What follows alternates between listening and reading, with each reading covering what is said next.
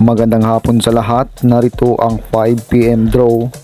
Araw ng Biyernes, November 3, 2023.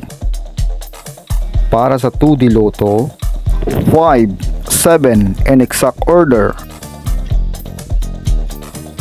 Para sa 3D Lotto, 9, 9, 3 in exact order. Congratulations sa mga nanalo. Mag-like, subscribe para updated kayo sa mga susunod na draw. Maraming salamat at magandang hapon.